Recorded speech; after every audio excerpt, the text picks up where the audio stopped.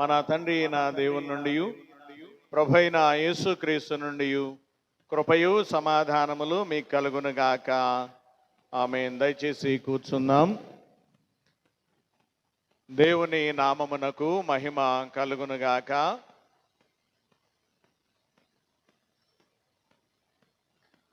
దేవునికి స్తోత్రం. దేవుని యొక్క ఉచితమైనటువంటి కృపను బట్టి గడిచిన ఆదివారము నుండి ఈ ఆదివారం వరకు కూడా దేవుడు తన బలిష్టమైన రెక్కల క్రింద మనల్ని భద్రపరిచి ఆయన నామమును మహిమపరిచి ఘనపరిచి ఆరాధించి స్తుతించడానికి దేవాది దేవుడు మనకిచ్చినటువంటి మంచి సమయమును బట్టి మనకిచ్చినటువంటి అవకాశమును బట్టి ధన్యతను బట్టి మనమందరమును కూడా దేవునికి కృతజ్ఞతాస్తుతులు చెల్లించవలసిన వారమై ఉన్నామని మీకు తెలియచేస్తూ నన్ను ఇక్కడ నిలువబెట్టిన త్రియేక దేవునికి ముందుగా వందనాలు చెల్లిస్తూ కూడి వచ్చిన సంఘానికి పెద్దలకును సెక్రటరీ గారికి అందరికీ వందనాలు తెలియజేస్తున్నాను. అందరికీ వందనాలండి. మంచిది. చెప్పిన వారికి వందనాలు, చెప్పని వారికి కూడా వందనాలు తెలియజేస్తూ ఉన్నాను. దేవుని యొక్క వాక్యం ఏం చెబుతుంది అని అంటే, రోమీలకు రాసిన పత్రికలో 16వ అధ్యాయములో 16వ వచనాన్ని మనం చదువుదాం. పవిత్రమైన ముద్దు పెట్టుకొని ఒకనికొకడు వందనములు చేయండి. దేవుని యొక్క వాక్యము మనకి నేర్పిస్తున్నది, దేవుని యొక్క వాక్యము మనకి బోధిస్తున్నది, మనము అనుసరించే వారముగా ఉండాలి అని మీకు మనవి చేస్తూ ఉన్నాను. ప్రియులారా, మరి ఈరోజు చదువుకున్నటువంటి లేఖన భాగములను బట్టి అనగా త్రితుమ తరువాతి 8వ ఆదివారమున మనము చదువుకున్నటువంటి పరిశుద్ధ లేఖన భాగములను బట్టి ఈరోజు మనము ధ్యానం చేయబోయే అంశము ఏంటి అని గనక మనం ఆలోచన చేస్తే, ఆత్మచేత శరీర క్రియలను చంపివేయాలి. మన అంశం ఏంటి? ఆత్మచేత శరీర కార్యములను మనము చంపివేయాలి అనేటువంటి అంశమును బట్టి దేవుని యొక్క వాక్యమును మనము ధ్యానం చేసుకుందాం. ప్రియ దేవుని బిడ్డలారా, ప్రియులారా, మానవుని యొక్క నిర్మాణము రెండింటి కలయిక అని పరిశుద్ధ గ్రంథము తెలియపరుస్తూ ఉన్నది. అదేంటి అని గనక మనం ఆలోచన చేస్తే, శరీరము ఆత్మ ఈ రెండింటి కలయిక మానవుని యొక్క నిర్మాణమును మనకి తెలియపరుస్తుంది. ప్రియమైనటువంటి దేవుని బిడ్డలారా, అంటే మానవుని నిర్మాణమే ఈ రెండింటి యొక్క కలయిక అని దేవుని యొక్క వాక్యం మనకు సెలవిస్తుంది. ఆదికాండములో 2వ అధ్యాయములో 7వ వచనాన్ని మనము చదువుదాం. దేవుడైన యెహోవా నేలమంటితో నరుని నిర్మించి వాని నాసికారంధ్రములలో జీవవాయువును ఓదగా నరుడు జీవించు ఆత్మ అయ్యాడు అని దేవుని యొక్క వాక్యము సెలవిస్తూ ఉన్నది. అంటే మానవ యొక్క శరీరము లేక మానవుని యొక్క నిర్మాణము ఈ రెండింటితోటే ఉంది.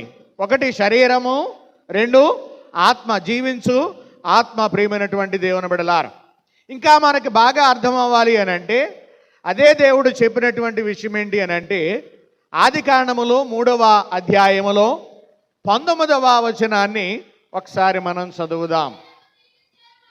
దేవుడైన యెహోవా తను ఎవరినైతే నిర్మించాడో ఆ మానవునితో దేవుడు మాట్లాడుచూ ఉన్నాడు. ఆదాముతో, నీవు నేలకు చేరు వరకు నీ ముఖపు చెమట కాచి ఆహారము తిందువు. ఏలయనగా నువ్వు నేల నుండి తీయబడితివి గనుక నీవు మన్నే గనుక తిరిగి ఏమైపోతావు? మన్నైపోతావు అని చెబుతున్నట్లుగా మనము చూస్తూ ఉన్నాం.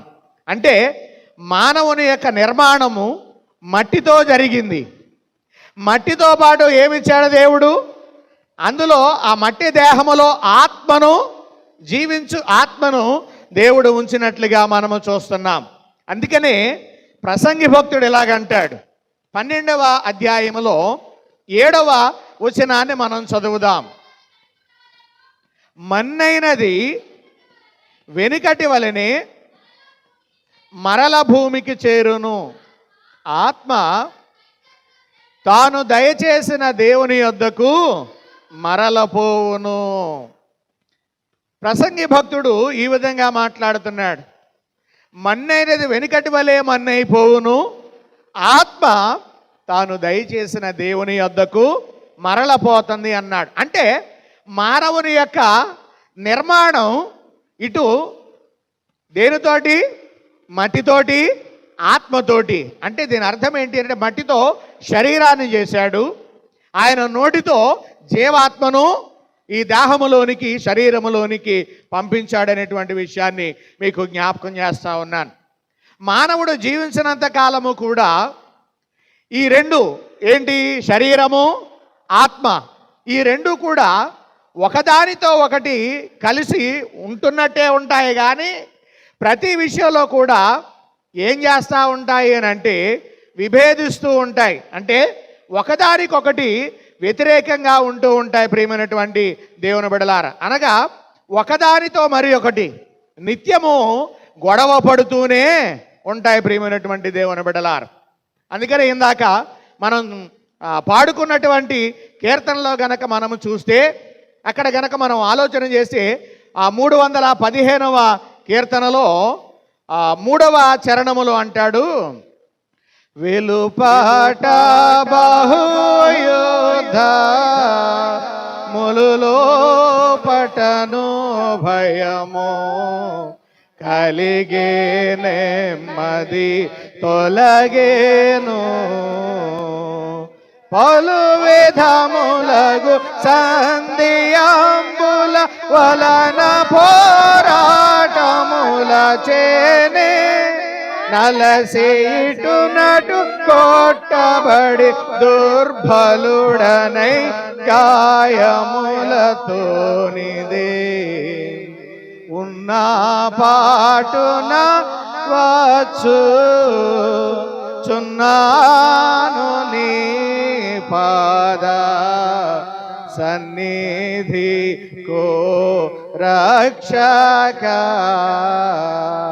ఎన్న సఖ్యము కాని పాపము లన్ని మోపుగా వీపుపై బడి యున్న విధనడలేక తోట్రిలు చున్నవాడను నన్ను దయగను ఉన్న పాటున వచ్చు చున్నాను నీ పాద సన్నిధికో రక్షక. వెలుపట బహుయుద్ధములు, లోపట భయములు ఉన్నాయి అని అంటున్నాడు భక్తుడు. ఇదే వెలుపట శరీరము, లోపట భయము ఆత్మ, ఈ రెండింటికి కూడా ఏం జరుగుతూ ఉన్నది అని అంటే పోరాటము జరుగుతూ ఉంటుంది. ప్రియమైనటువంటి దేవుని బిడ్డలారా, అందుకనే ఈ శరీరము ప్రాణము కలిసున్నంత కాలము ఇవి కలిసున్నట్టుగానే ఉంటాయి, కానీ ఒకదానికొకటి విభేదించుకుంటూ ఉంటూ ఉన్నాయి. అంటే దాని అర్థం ఏంటి అని అంటే, శరీరము ఏమండి శరీర కార్యాలను చేయమని ప్రోత్సహిస్తుంది, ఆత్మ ఆత్మ కార్యములను చేయమని ఆత్మ చెబుతూ ఉంటుంది. ఈ రెండింటికి కూడా నిత్యము కూడా పోరాటమే, యుద్ధమే. ప్రియమైనటువంటి దేవుని బిడ్డలారా, అలాగే ఒక క్రైస్తవ విశ్వాసిగా నీవు నీ ఆత్మ చేత నీ శరీర క్రియలను చంపి ఆత్మీయంగా జీవించాలని దేవుడు కోరుకుంటూ ఉన్నాడు.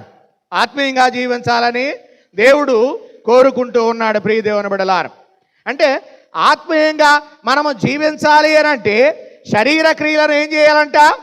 చంపివేయాలి. అసలు శరీర క్రియలు ఏంటి అని కనుక మనం ఆలోచన చేస్తే, గలతీ పత్రికలో 5వ అధ్యాయములో 16-17 వచనాలు మనం చదువుదాం. నేను చెప్పునదేమనగా, ఆత్మానుసారముగా నడుచుకొనుడి, అప్పుడు మీరు శరీరేచ్ఛలను నెరవేర్చరు. శరీర కార్యాలు చాలా ఉన్నాయి. ముందు వెళ్ళిన తర్వాత, కొంచెం వాక్యములో ముందుకు వెళ్ళిన తర్వాత అవేంటో నేను మీకు చెబుతాను. ఇక్కడ పౌలు గారు ఏం చెబుతున్నాడు అని అంటే, గలతీలతో నేను చెప్పినదేమనగా ఆత్మానుసారంగా నడుచుకోండి, అప్పుడు మీరు శరీరేచ్ఛను నెరవేర్చరు. శరీరము ఆత్మకును, ఆత్మ శరీరమునకును విరోధముగా అపేక్షించును. ఇవి ఒకదానికొకటి వ్యతిరేకముగా ఉన్నవి గనుక మీరేమి చేయ నిశ్చయింతురో వాటిని చేయకుందురు అని అంటూ ఉన్నాడు. అంటే చూడండి, ఇక్కడ అంటున్నాడు శరీరానుసారంగా నడుచుకోకుండా మనము ఆత్మానుసారంగా నడుచుకోవాలి అని పౌలు గారు దేవుని యొక్క వాక్యమును బట్టి మనకి తెలియపరుస్తూ ఉన్నారు. నేను చెప్పినదేమనగా ఆత్మానుసారంగా నడుచుకోండి, అప్పుడు మీరు శరీరేచ్ఛలను నెరవేర్చరు. శరీరము ఆత్మకును, ఆత్మ శరీరానికి కూడా ఏమై ఉన్నది అని అంటే విరోధమై ఉన్నాయి అని చెబుతూ ఉన్నాడు. ఇవి ఒకదానికొకటి వ్యతిరేకముగా ఉన్నవి కాబట్టి మీరేం చేయాలనుకుంటున్నారో అవి చేయలేకపోతున్నారు అని పౌలు గారు మనకు చెబుతూ ఉన్నాడు. ప్రియదేవుని బిడ్డలారా, కనుక ఇప్పుడు మనము ఆలోచన చేస్తే ఈ వాక్యమును బట్టి ఆత్మానుసారంగా ఏమనుకుంటున్నామనంటే, ఇక నుంచి నేను దేవుని మార్గములో నడవాలి, దేవుని వాక్య ప్రకారం జీవించాలి, దేవుని సన్నిధిలో నేను గడపాలి అని ఆత్మానుసారంగా మనం అనుకుంటాం. అయితే ఇక్కడ మనం ఆలోచన చేయవలసింది ఏంటి అని కనుక మనం ఆలోచన చేస్తే, అనుకున్నటువంటి దానిని సరైన రీతిలో మనము నెరవేర్చలేకపోతున్నాం. కారణం ఏంటి అని అంటే, ఆత్మానుసారంగా మనము నడుచుకోవట్లేదు. ఎందుకంటే శరీరానుసారమైనటువంటి విషయాలకి ఎక్కువ ప్రాధాన్యత ఇస్తున్నాం కనుక మనము ఆత్మ కార్యాలని చేయాలనుకుంటున్నాము కానీ ఏం చేయలేకపోతున్నామని ఇక్కడ పౌలు గారు తెలియచేస్తున్నాడు. ప్రియమైనటువంటి దేవుని బిడ్డలారా, గనుక నీ శరీర కార్యములను బట్టి నీ ఆత్మ నీ శరీర క్రియలను చంపుతున్నదా, లేకపోతే నీ శరీర కార్యములను బట్టి ఆత్మను నువ్వు చంపుచున్నావా అనేది పరిశీలన చేసుకోవలసినటువంటి ఆవశ్యకత ఎంతైనా ఉన్నది అనేటువంటి విషయాన్ని మీకు జ్ఞాపకం చేస్తా ఉన్నాను. అంటే మనం ఆత్మను బట్టి శరీర క్రియలను చంపేవారముగా ఉన్నామా, లేకపోతే శరీర క్రియలను బట్టి ఆత్మను చంపేవారముగా మనం ఉన్నామా అనేది మనము దేవుని యొక్క వాక్యములో నుండి మనము ధ్యానం చేయాలి. ప్రియ దేవుని బిడ్డలారా, అంటే మనల్ని మనము వాక్యమును ధ్యానిస్తూ మనల్ని మనము ఆత్మ పరిశీలన మనము చేసుకునే వారముగా ఉండాలనేటువంటి విషయాన్ని మీకు జ్ఞాపకం చేస్తా ఉన్నాను. ఒకవేళ నువ్వు ఆత్మీయంగా కనుక నడిచి, అనగా పరిశుద్ధాత్మ ప్రకారము గనక నువ్వు నడవగలిగితే, పరిశుద్ధాత్మ సహాయముతో ఆత్మ చేత నీ శరీర క్రియలను నువ్వు చంపేటువంటి వ్యక్తిగా ఉంటావు అనేటువంటి విషయాన్ని మీకు జ్ఞాపకం చేస్తున్నాను. అందుకని ఈరోజు మనం చదువుకున్నటువంటి పత్రిక పాఠ్యభాగములో, రోమిలికి రాసిన పత్రికలో పౌలు గారు ఏమని తెలియజేస్తూ ఉన్నారు అని అంటే, 8వ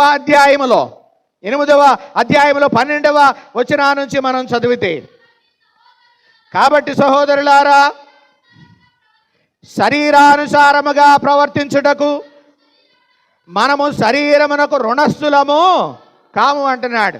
మీరు శారీరకంగా నడుచుకోవడానికి శరీరానికి మీరేం కారు, రుణస్థులు కారు. ఎందుకనంటే ఈ దేహము కొంతకాలమే, ఆత్మ అంత్యకాలం వరకు ఉంటుంది. అర్థమవుతుందా? గనుక ఆత్మ ఎల్లకాలము కూడా ఉంటుంది. గనుక దేహమునకు శరీరమునకు నాశనం ఉంది కానీ ఆత్మకేమి లేదు, నాశనము లేదు. శిక్ష, ఒకవేళ శరీరానుసారంగా జీవిస్తే శిక్ష అనుభవిస్తుంది. అందుకని ఏమన్నాడు అంటే వాక్యములో మరొక చోట, అగ్ని ఆరదు, పురుగు చావదు అని అన్నటువంటి మాటలు మనము చూస్తూ ఉంటాం. ప్రియమైనటువంటి దేవుని బిడ్డలారా, కనుక ఇక్కడ ఏం చెబుతున్నాడు అని అంటే 13వ వచనాన్ని మనం చదువుదాం. మీరు శరీరానుసారముగా ప్రవర్తించిన ఎడల చావవలసిన వారే యుందురు, కానీ ఆత్మచేత శారీర క్రియలను చంపిన ఎడల జీవించెదరు. ఇదే మన అంశం. ఆత్మచేత శరీర కార్యములను చంపివేయాలి. చంపితే మనము జీవించగలుగుతాము అని దేవుని యొక్క వాక్యం మనకి సెలవిస్తా ఉన్నది. ప్రియమైనటువంటి దేవుని బిడ్డలారా, నేటి దినాల్లో చాలామంది శరీరానుసారంగా ప్రవర్తించి, శరీరానుసారంగా జీవించి, శరీర కార్యములను అనుసరించి బ్రతుకుతూ ఏమవుతా ఉన్నారు అని అంటే వారి కాలము రాకముందే చనిపోతా ఉన్నారు చాలామంది. అదే ఇక్కడ పౌలు గారు చెబుతున్నాడు, మీరు శరీరానుసారముగా ప్రవర్తించిన ఎడల ఏమైపోతారో చావవలసిన వారై ఉందురు. మీరు శరీరానుసారముగా ప్రవర్తించిన ఎడల ఏమవుతారు? చావవలసిన వారై ఉందురు అని అన్నాడు. కానీ ఆత్మచేత శరీర క్రియలను గనక మనము చంపితే జీవించే వారముగా మనముంటాము అని దేవుని యొక్క వాక్యం మనకి సెలవిస్తా ఉన్నది. ప్రియమైన దేవుని బిడ్డ, దేని చేత జీవిస్తాం? ఆత్మచేతే మనము జీవిస్తాం. ప్రియమైనటువంటి దేవుని బిడ్డలారా, ఈ వచనాన్ని బహు జాగ్రత్తగా మనము పరిశీలన చేయాలి. శరీరమును ఉన్నటువంటి ప్రాణమును తీసుకోవడం కాదు. ఏం చేయాలి అని అంటే శరీరములో ఉన్నటువంటి శారీరక క్రియలను మాత్రమే మనం చంపాలి. కానీ నేటి దినాల్లో చాలామంది క్షణికావేశంతో ఏం చేస్తున్నారంటే ఆ శరీరంలో ఉన్నటువంటి ప్రాణాన్ని తీసేసుకుని శరీరాన్ని ఏం చేస్తున్నారు? బాధపరుస్తూ ఉన్నటువంటి విషయాల్ని మనము చాలా చూస్తూ ఉంటున్నాం. వీటినే మనం ఏమంటున్నాము అని అంటే ఆత్మ హత్యలు అని అంటా ఉన్నాం. ప్రియమైనటువంటి దేవుని బిడ్డలారా, కనుక క్షణికావేశముతో శరీరాన్ని చంపివేయడము, శరీర కార్యాలను చంపివేయడం అంటే శరీరంలో ఉన్న ప్రాణాన్ని తీసుకోవడం కాదు. ఆత్మకు విరోధమైన శరీర కార్యాలు ఏమన్నా ఉన్నాయేమో వాటిని మనం ఏం చేయాలి? చంపివేయాలి. ప్రియమైనటువంటి దేవుని బిడ్డలారా, గనుక నీకు జీవం ఇచ్చిన వాడు దేవుడు గనుక తిరిగి నీలో ఉన్న జీవం అంటే ఆత్మ, నీలో ఉన్న ఆత్మ దేవుడు తీసుకునే వరకు కూడా ఎంత కాలమైనా కానీ, ఎలాంటి పరిస్థితులైనా కానీ నువ్వు అలాగ ఉండవలసిందే తప్ప బలవంతంగా నీ ప్రాణమును తీసుకోవడానికి వీలు లేదు. ప్రియమైనటువంటి దేవుని బిడ్డలారా, ఇలాగా ఎవరైతే బలవంతంగా ప్రాణం తీసుకుంటారో వారు దేవుని రాజ్యానికి చేరలేరు. అందుకని హైందవ ధర్మశాస్త్రాల్లో కూడా ఒక మాట అంటారు. ఏంటి అని అంటే ఆత్మహత్య మహా పాతకము అని అంటారు. ప్రియ దేవుని బిడ్డలారా, ఇక మనం ఆలోచన చేసే ముందుకు మనం వెళ్ళిపోదాం. దేవుడిచ్చిన ఆత్మ అది దేవునిది గనక ఆ దేవుడిచ్చిన ఆత్మ మళ్ళీ ఆయన తీసుకునే వరకు కూడా మనం అలాగే ఉండాలి.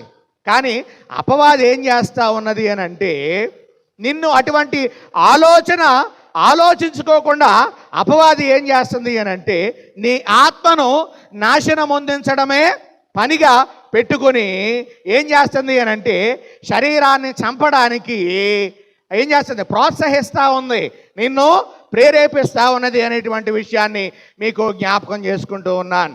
గనుక పౌలు భక్తుని ద్వారా పరిశుద్ధాత్మ దేవుడు మనకు తెలియపరచుచున్నది శరీర క్రియలను నీ ఆత్మ చేత చంపాలి అని చెబుతూ ఉన్నాడు. అనగా శరీర క్రియలు అంటే ఏంటో మనము స్పష్టంగా తెలుసుకొనవలసిన వారమై ఉన్నాము. ప్రియమైనటువంటి దేవుని బిడ్డలారా, గలతీయులకు రాసిన పత్రికలో 5వ అధ్యాయములో 19వ వచనం నుంచి మనం చదువుదాం. అమ్మా, శరీర కార్యములు స్పష్టమై ఉన్నవి. అవేవనగా జారత్వము, అపవిత్రత, కాముకత్వము, విగ్రహారాధన, అభిచారము, ద్వేషములు, కలహము, మత్సరములు, క్రోధములు, కక్షలు, భేదములు, విమతములు, అసూయలు, మత్తతలు, అల్లరితో కూడిన ఆటపాటలు మొదలైనవి. వీటిని గూర్చి నేను మునుపు చెప్పిన ప్రకారము ఇట్టి వాటిని చేయువారు దేవుని రాజ్యమును స్వతంత్రించుకొనరని మీతో స్పష్టముగా చెప్పుచున్నాను అంటున్నాడు. కనుక శరీర కార్యములు ఏంటో ఇక్కడ మనకు అర్థమైనవి. చాలా క్లియర్గా పౌలు గారు వ్రాసారు. ప్రియమైనటువంటి దేవుని బిడ్డలారా, అవేంటి అని అంటే 1 జారత్వం, 2 అపవిత్రత, 3 కామకత్వము, విగ్రహారాధన, అభిచారము, ద్వేషములు, కలహము, మత్సరములు, క్రోధములు, కక్షలు, భేదములు, విమతములు, అసూయలు, మత్తతలు, అల్లరితో కూడిన ఆటపాటలు. ఇవన్నీ కూడా శరీర సంబంధమైన కార్యాలే. ఇప్పుడు నీవు పరిశీలన చేసుకో ఒకసారి. నువ్వు ఇక్కడ చెప్పబడినటువంటి ఈ లక్షణములలో ఒకవేళ ఏదన్నా ఒక లక్షణము నీలో ఉన్నది అని అంటే ఇంకా నువ్వు శరీర సంబంధమైన కార్యములలో జీవిస్తూ ఉన్నటువంటి వ్యక్తివే, ప్రియమైనటువంటి దేవుని బిడ్డలారా. చివరిలో ఏమన్నాడు అని అంటే అల్లరితో కూడిన ఆటపాటలు. నేను ఇందాక చెప్పాను కదా, ఏమనుకుంటాము అని అంటే గుడికి వచ్చిన తర్వాత ఇక నుంచి చక్కగా జీవితం గడపాలి, వాక్య ప్రకారము జీవించాలి అని దేవుని సన్నిధిలో పాటలు పాడతారు, ప్రార్థన చేస్తారు. అవునా? వాక్యాలు చెబుతూ ఉంటారు. చెప్పేవాడేమి అతీతుడు కాదు కనుక వాక్యాలు చెబుతూ ఉంటారు. దేవుని సన్నిధిలో మేము దేవుని బిడ్డలమని చెప్పుకుంటారు. టైం వచ్చేసరికి, లోకములోనికి వెళ్ళేసరికి అల్లరితో కూడిన ఆటపాటలలో వీళ్ళే పాలు పొందుతారు. నేటి దినాల్లో నేను చూస్తూ ఉన్నాను, చిన్న లేదు పెద్ద లేదు. ఇక్కడ దేవుడి పాటలు పాడుతూ అక్కడ సినిమా పాటలకు ఎగురుతూ ఉంటే నీకు అసలు బుద్ధి జ్ఞానం ఉందా? నేను చెబుతున్న మాట. ఇక్కడేమో దేవుని పాటలు పాడతావా, ఇక్కడేమో దేవుని వాక్యం చెబుతావా, ఇక్కడేమో దేవుని వాక్యాన్ని చదువుతావా, మళ్ళీ శరీర కార్యాల్లో పాలు పొందుతావా? ఒకసారి ఆలోచన చేయండి. మీరు అలా ఉన్నట్లయితే అసలు ఈ పరిశుద్ధ స్థలం మీదకి రాకూడదు, మీరు రావడానికి వీల్లేదు. దానివలన మీరు అలాగే అపవిత్రమైన జీవితాన్ని కలిగి ఉండి, శరీర సంబంధమైన జీవితాన్ని కలిగి ఉండి, నువ్వు వ్యభిచారం చేస్తూ, పాపం చేస్తూ, ఏమండి లోక సంబంధమైన కార్యాలు చేస్తూ దేవుని సన్నిధి మీదకి వస్తూ ఉంటే నీకు శాపమే తప్ప దీవెన ఉండదు అనేటువంటి విషయాన్ని మీకు జ్ఞాపకం చేస్తున్నాను. ఇక్కడ ఇది పరిశుద్ధ స్థలం. ఇక్కడ ఎవరున్నారు అని అంటే దేవుడున్నాడో. ఇక్కడ ఎవరున్నారో? దేవుడున్నాడు. శరీర క్రియలు ఏం చెబుతాయి తెలుసా? ఆ దేవుడు లేడు, ఏమి లేదు, వెళ్ళిపో అంటది. అర్థమవుతుందా? అలా నువ్వు చేయటం ద్వారా, నువ్వు ఇక్కడికి రావడం ద్వారా ఏం చేస్తా ఉన్నావు?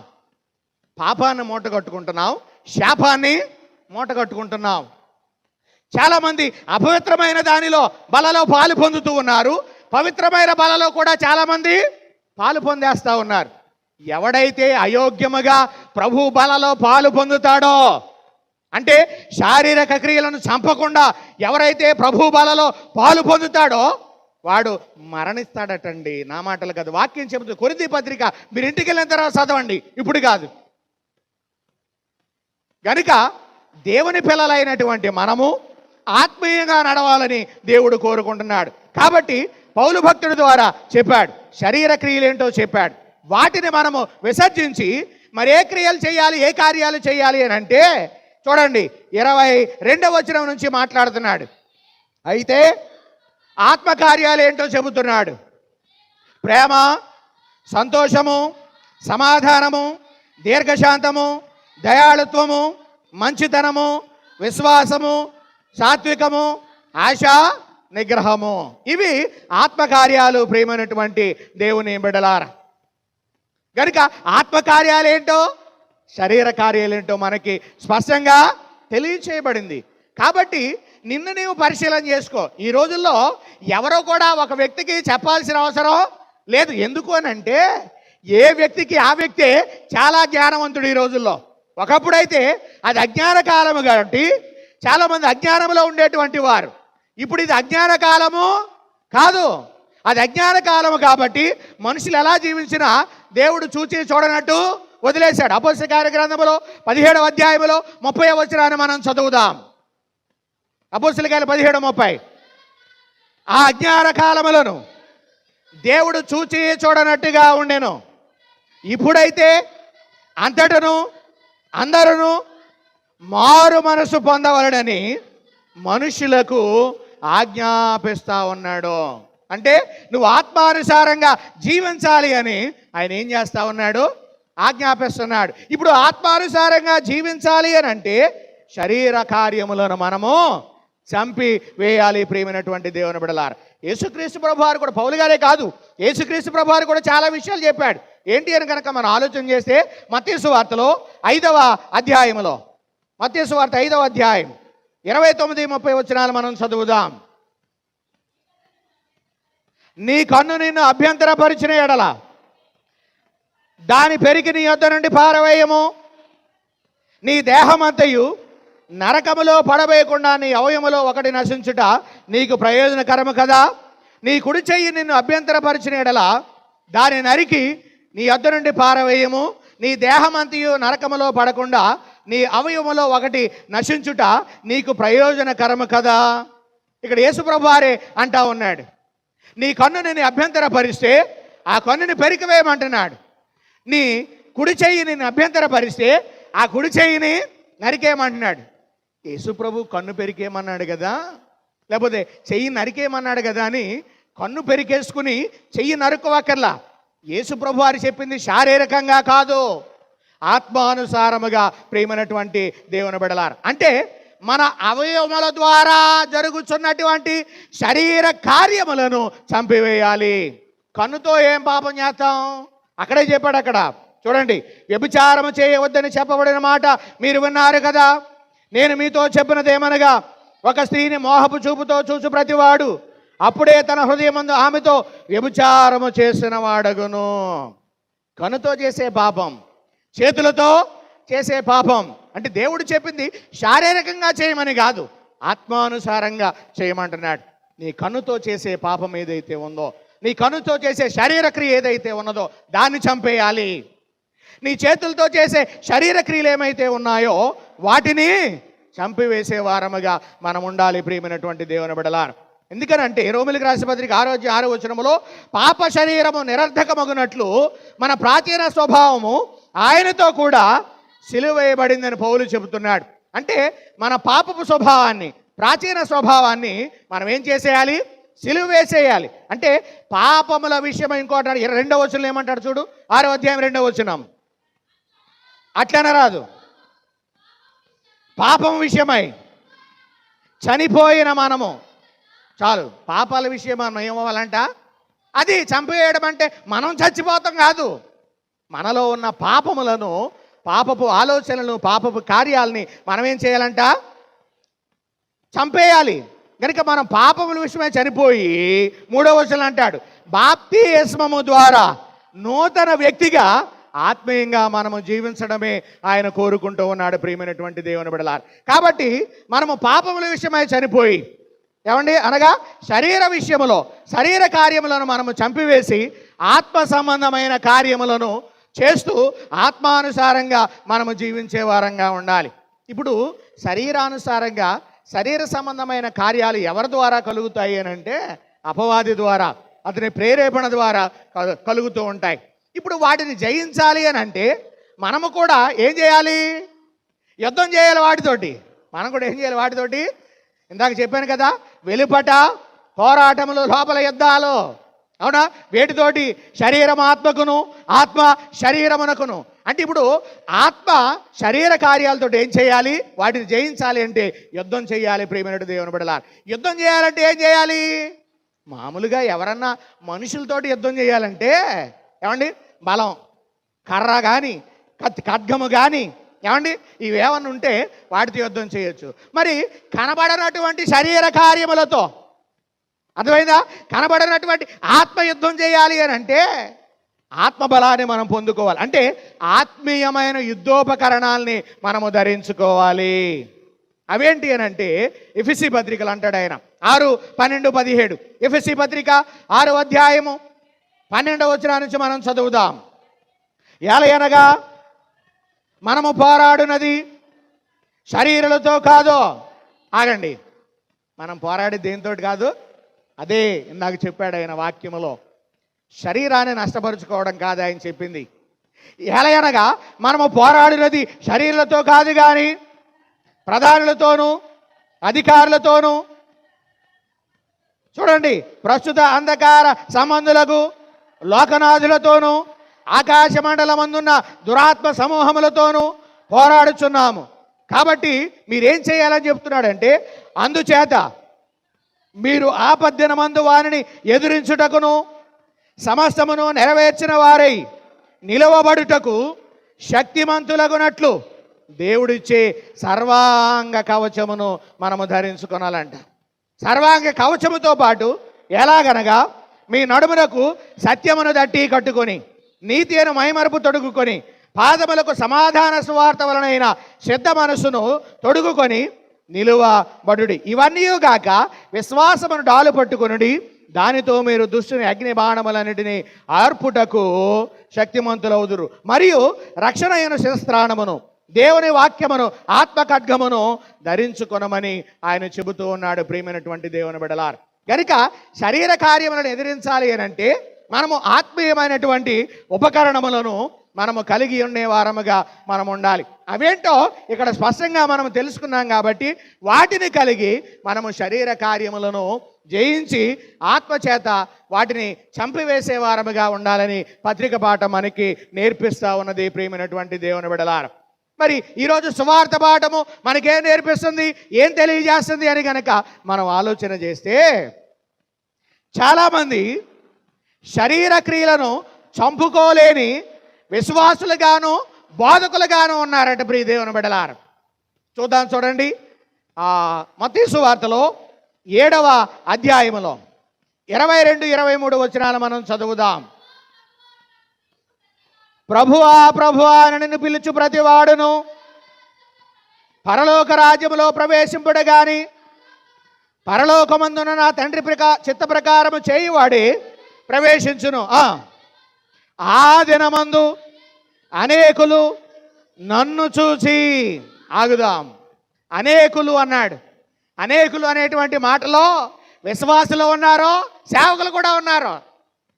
విశ్వాసులు ఉన్నారు, చెప్పే బోధించే బోధకులు కూడా ఉన్నారు. ప్రియమైనటువంటి దేవుని బిడ్డలారా, చూడండి, అనేకులు నన్ను చూసి, ప్రభువా ప్రభువా, మేము నీ నామమున ప్రవచింపలేదా? నీ నామమున దెయ్యములను వెళ్ళగొట్టలేదా? నీ నామమున అనేకమైన అద్భుతములు చేయలేదా అని చెప్పుదురు.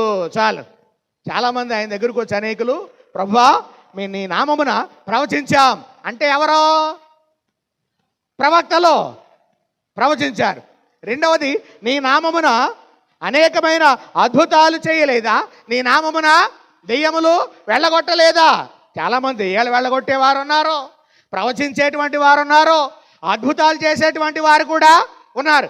విశ్వాసుల్లోనూ ఉన్నారు, సేవకులలో కూడా చాలామంది ఉన్నారు. ప్రియమైనటువంటి దేవుని బిడ్డలారా, కొంతమంది అబద్ధ సేవకులు ఉన్నారు, వారిలోనే అబద్ధ బోధకులు కూడా ఉన్నారు, అబద్ధ ప్రవక్తలు కూడా ఉన్నారు. ప్రియమైనటువంటి దేవుని బిడ్డలారా, ఇటువంటి వారు వచ్చి ఏమంటున్నారు అని అంటే, మేము నీ నామమున ప్రవచించేశాం. ఏంటయి ప్రవచనాలు? నీ నామమున దెయ్యాలను వెళ్ళగొట్టేశాం, నీ నామమున అద్భుతాలు మేము చేసేసాం అని అంటున్నారంట ఆయన దగ్గరకు వచ్చి. అప్పుడు ఆయన ఏమన్నాడు? అప్పుడు నేను మిమ్మల్ని ఎన్నడును ఎరుగను, అక్రమము చేయవారలారా నా యొద్ద నుండి పొండని వారితో చెప్పుదును. చాలు. ఏమన్నాడు ఆయన? ఎవరిని చూసి? ప్రవక్తలను చూసి, అద్భుతాలు చేసేవాళ్ళని చూసి, దెయ్యాలను వెళ్ళగొట్టే వాళ్ళని చూసి, మేము నీ నామమున కార్యాలు చేసాం. ఎవరేలో? సేవకులే. తెగ ప్రవచించేశారంట, తెగ అద్భుతాలు చేసేశారంట.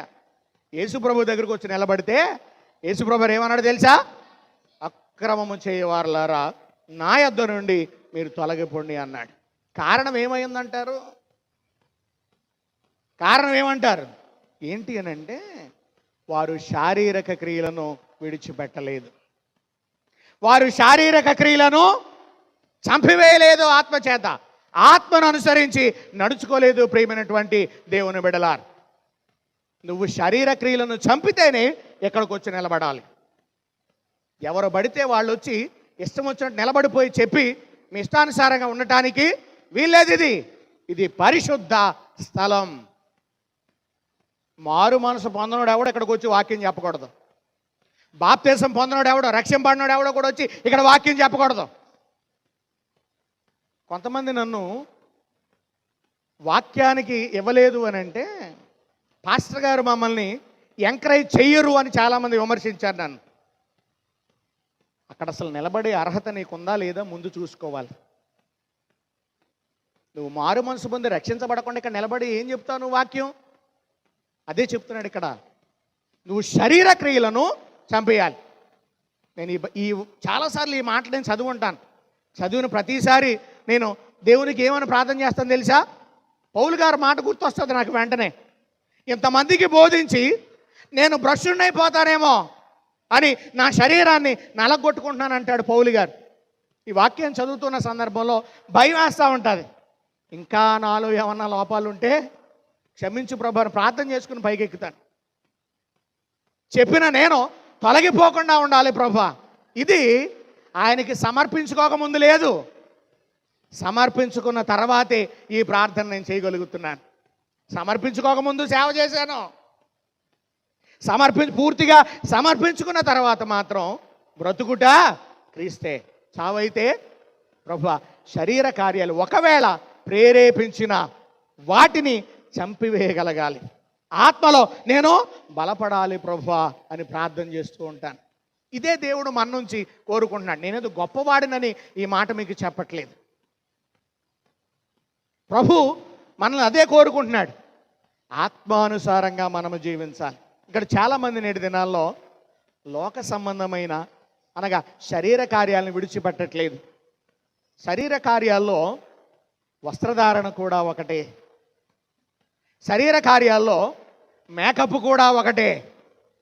ఈ మధ్యకాలంలో జెర్మియా గారు అనగా మదనపల్లి రాజశేఖర్ గారి యొక్క శిష్యుడు, పొట్టిగా ఉంటారు ఆయన, జెర్మియా గారు. ఆయన వాక్యం చెబుతూ ఉన్నారు. నేను మొన్న 2 రోజుల క్రితం చూశాను. ఒక సేవకుని మనవరాలంట. ఆ సేవకుని మనవరాలో యూట్యూబ్లో ప్రసంగం ఎరగదీసేద్దంట ఆవిడ.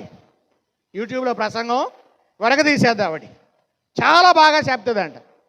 మళ్ళీ ఆవిడే ఇంకో యూట్యూబ్ ఛానల్ పెట్టింది. పెట్టి ఐబ్రోస్ ఎలా కత్తిరించుకోవాలి, అదవుతుందా, ఏ కలర్ బ్లౌజ్కి ఎటువంటి బార్డర్ వేసుకోవాలి, ఎటువంటి నగలు పెట్టుకోవాలి, అవునా, ఎలాగా ఆ పెడిక్యూర్లు ఏమంటారు దాని అయ్యానా తెలీదు. ఆ పేర్లు మాకేం తెలుస్తుంది నలమోహం వాళ్ళకి, అర్థమైందా? కనుక ఇటువంటివన్నీ ఏమంటారు అది బ్యూటీ పార్లర్కి వెళ్ళినటువంటి ఇంట్లోనే ఎలా చేసుకోవాలని నేర్పిస్తుందంట ఆవిడ. ఏమన్నాడు తెలుసా పెద్ద సేవకుడు? ఇంత దౌర్భాగ్యానికి సేవకుల పిల్లలు కూడా దిగజారిపోయారు అని చెప్పాడు. ఆలోచన చేయండి. అందము మోసకరమని, సౌందర్యము వ్యర్థమని తెలిసినా మరి ఎందుకు నువ్వు అలా ప్రవర్తిస్తున్నావు అంటే నీలో ఇంకా శరీరపు ఆశ చావలేదు. శరీరపు ఆశ చావలేదు అని అంటే నువ్వు ఇంకా ఆత్మకు లోబడలేదు. పౌలు గారు కూడా ఏమన్నాడు తెలుసా? తగుమాత్రపు అలంకరణ కావాలి అని అన్నాడు. ఎంత? తగుమాత్రపు అలంకరణ. అది కూడా ఎలా చెప్పాడు? దైవభక్తికి అనుకూలమైనటువంటి వారు ఎలాగైతే తమ్మును తాము అలంకరించుకుంటున్నారు, వారు ఎలాగ అలంకరించుకుంటారు? సత్క్రియల చేత. ఎటువంటి సత్క్రియలో అవే అన్నాడు. ఆత్మానుసారంగా సత్క్రియలు అంటే ఆత్మానుసారంగా చేసే క్రియలు ప్రియమైనటువంటి దేవుని బిడ్డలారు. కానీ చాలామంది ఏం చేస్తున్నారో తెలుసా? రోమాపత్రిక 1వ అధ్యాయము 28-32 మనం చదవద్దులేండి, టైం లేదు, చెప్పేస్తున్నాను. చాలామంది అంట దేవుని న్యాయ విధిని వారు బాగుగా ఎరిగియుండి కూడా చేయకూడనటువంటి పనులే చాలామంది చేస్తున్నారంట. మరలా పరిశుద్ధాత్మ దేవుడు హెచ్చరిస్తూ ఉన్నాడు. నన్ను కూడా. నేనేమి అతీతుడిని, చెప్పేవాడేమి అతీతుడు కాదు. కనుక వినేవారికి బోధించేవారికి కూడా పరిశుద్ధాత్మ దేవుడు చెబుతూ ఉన్నాడు. దేవుని న్యాయ విధిని ఎరిగి కూడా బాగుగా ఎరిగి శరీర సంబంధమైన కార్యాలు చెయ్యకూడదు అని దేవుని యొక్క వాక్యము సెలవిస్తా ఉన్నది ప్రియ దేవుని బిడ్డలారా. అందుకనే తిమోతితో పౌలు భక్తుడు ఏమన్నాడు తెలుసా? 2వ తిమోతి పత్రిక 4:5లో తిమోతి నీవు అన్ని విషయములలో ఏముండాలి? మితముగా ఉండాలి అన్నాడు. అదే 2వ తిమోతి పత్రిక 2వ అధ్యాయం 19వ వచనములు అంటాడు. ఒక్క మాట చదువమ్మ, ముగించేసుకుందాం. అయినను దేవుని యొక్క స్థిరమైన పునాది నిలకడగా ఉన్నది, ప్రభు తన వారిని ఎరుగును అనునదియు ప్రభువు నామమును ఒప్పుకొను ప్రతివాడును దుర్నీతి నుండి తొలగిపోవలెను అనునదియు దానికి ముద్రగా ఉన్నది. అంటే ప్రభు అందరినీ ఎరుగును. చెప్పే నన్ను కూడా చూస్తాడు, వినే మిమ్మల్ని కూడా ఆయన చూస్తాడు. ఆయన అందరినీ ఎరుగును, ఆయన అందరినీ చూస్తూ ఉన్నాడు కనుక అందరూ కూడా ఎలా ఉండాలని కోరుకుంటున్నాడు అని అంటే, నువ్వు చేసే పనులేంటో ఆయనకి తెలుసు, నేను చేసే పనులేంటో ఆయనకి తెలుసు. నువ్వు ఎవరికి చెప్పకుండా మనసులో చేసే ఆలోచనలు ఏంటో, నేను చేసే ఆలోచనలు ఏంటో ఆయనకి తెలుసు. ఎందుకంటే హృదయ పరిశోధకుడు యెహోవా. యెహోవా ఆత్మలను పరిశీలించును. యెహోవా భక్తులు మాట్లాడుకొనుచుండగా ఆయన చెవియొగ్గి ఆలకించును. వాక్యం చెబుతా ఉంది. నువ్వేం మాట్లాడుతున్నావు, నువ్వే ఆలోచన కలుగున్నావు, నువ్వే పనులు చేస్తున్నావు, శరీర సంబంధమైన పనులు చేస్తున్నావా, ఆత్మ సంబంధమైన పనులు చేస్తున్నావా? ఆయన ఏం చేస్తున్నాడో, యెహోవా కను దృష్టి లోకమందంతటా సంచారము చేస్తుంది. కాబట్టి అన్ని విషయములలో నువ్వు మితముగా ఉండు. శరీర కార్యములను చంపి ఆత్మానుసారముగా మీరేం చేయాలి, జీవించేవారుగా ఉండాలి అనేటువంటి విషయాన్ని ఈరోజు దేవుని యొక్క వాక్యమును బట్టి మనము తెలుసుకున్నాం. కనుక శరీరము ఆత్మ జరిగించే కార్యములు ఒకటే అయినప్పుడే, అంటే ఆత్మ శరీరము కలిపి ఏదైతే చేస్తుందో అప్పుడే మనము ఆత్మ ద్వారా నడిపించగలిగిన వారముగా ఉంటాం. కనుక ఆత్మ ఎప్పటికప్పుడు, ఒకవేళ నువ్వు శరీర కార్యాలను చేయాలి అనుకుంటే నీలో ఉన్నటువంటి ఆత్మ నిన్ను ఒక్కోసారి ఏం చేస్తూ ఉంటుంది, గద్దిస్తూ ఉంటుంది. ఇది చేయడం తప్పు, ఇలా చేయడం తప్పు కాదు. కనుక ఆత్మ చెప్పే మాటలకు నువ్వు లోబడి, ఆత్మ చెప్పే కార్యములు నువ్వు శరీరము ద్వారా, అదే శరీర కార్యాలు కాదు, ఆత్మ చెప్పే కార్యములు నువ్వు శరీరము ద్వారా చేయగలిగితే నువ్వెవరివి, ఆత్మ సంబంధివి. ప్రియమైనటువంటి దేవుని బిడ్డలారా, కనుక ఆత్మ సంబంధులైనటువంటి వారు ఎలా ఉంటారు అని అంటే, ఆత్మ చేత శరీర క్రియలను వారు ఏం చేస్తారో చంపేస్తారు. అలా శరీర క్రియలను చంపిన వారు ఆత్మను కలిగి ఎలాగుంటారో ఒకే ఒక్క మాట 8వ అధ్యాయం రోమపత్రిక 14వ వచనం చదువుకుని ముగించుకుందాం. దేవుని ఆత్మ చేత ఎందరూ నడిపింపబడుదురో వారందరూ దేవుని కుమారులు అవుతారు. చాలు. చివరిగా ఈ మాట మనకందరికీ అర్థమైంది అనుకుంటున్నాను. ప్రభువా ప్రభు అని పిలవటం గొప్ప కాదు.